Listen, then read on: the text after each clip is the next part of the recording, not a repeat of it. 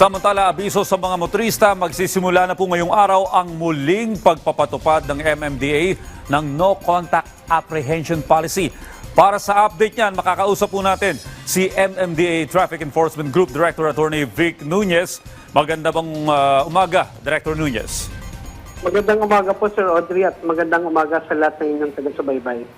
Okay, ano po ang aasahan ng mga motorista sa muling pagsisimula ng No Contact Apprehension Policy? Well, kaninang umaga po, nagsimula na kami as of 6 a.m.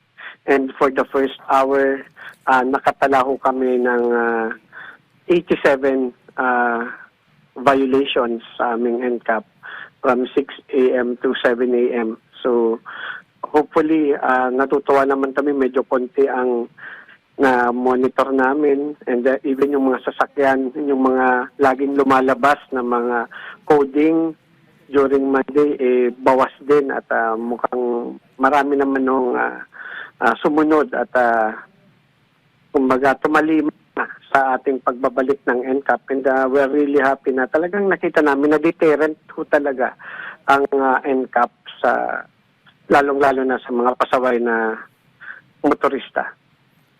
Okay, Director, may mga ilang concerns lamang po yung mga motorista gaya ng signages. Natugunan na po ba kaya ito?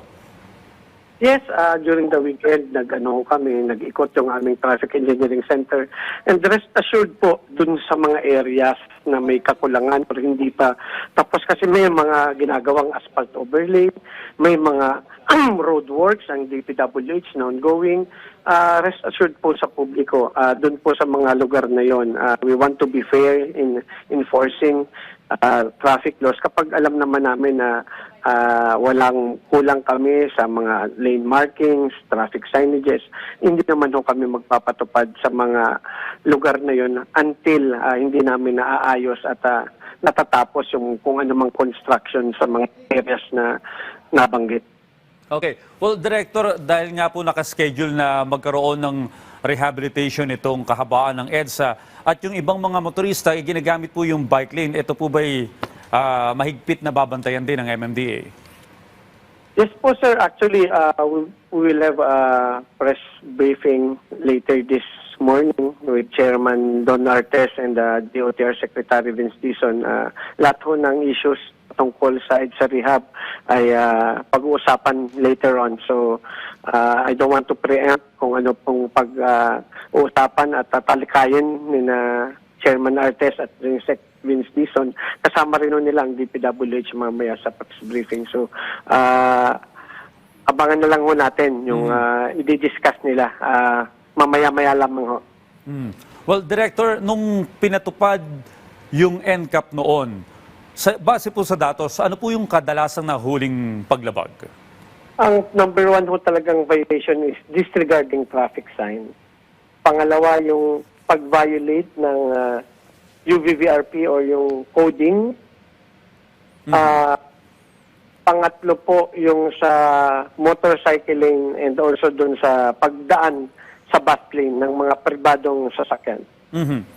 Okay, may mga pagkakataon po na kahit red light ay kailangan mong iandar yung iyong minamanehong sasakyan upang magbigay taan halimbawa sa isang ambulansya na may emergency o sa isang bombero. Yes.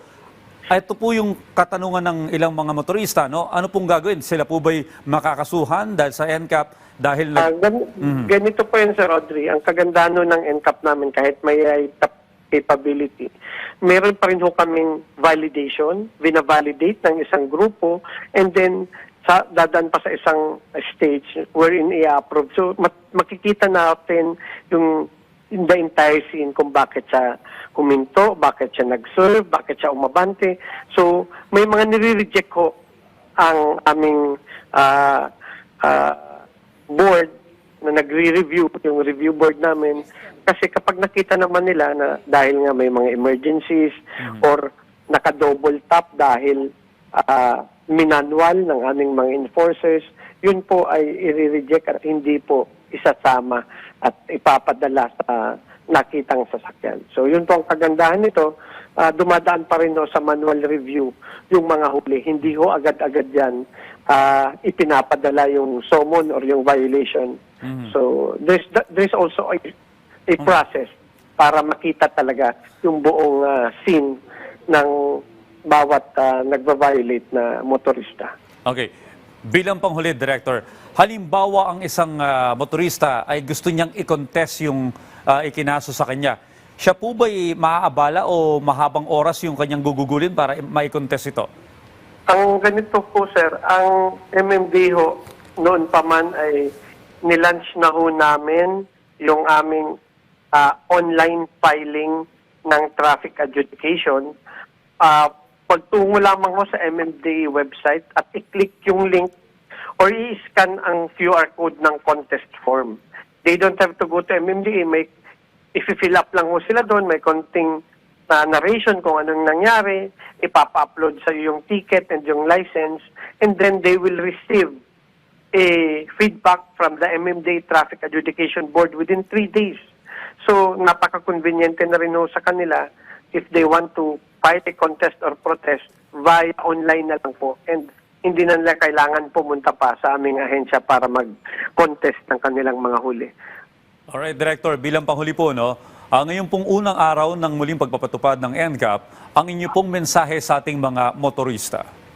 Well, lagi ho nating tatandaan na tayong mga holder ng driver's license. Ang driver's license po ay isang pribileyo lamang na ibinabahagi sa atin ng gobyerno. Kapag tayo ay may driver's license, it is our responsibility or obligation na maging mahinahon, disiplinado sa pagmamaneho at sumunod sa batas trapiko. Whether may CCTV man or may traffic enforcer man, we have to be disciplined and magkaroon ng kortesiya sa kalsada. Kasi po, yung driver's license natin ay isang pribileyo lamang na pwedeng kunin at isuspinde ng ating gobyerno sa lahat ng may hawak nito. Marami pong salamat, MMDA Traffic Enforcement Group, Attorney Director, Attorney Vic Nunez. Magandang umaga.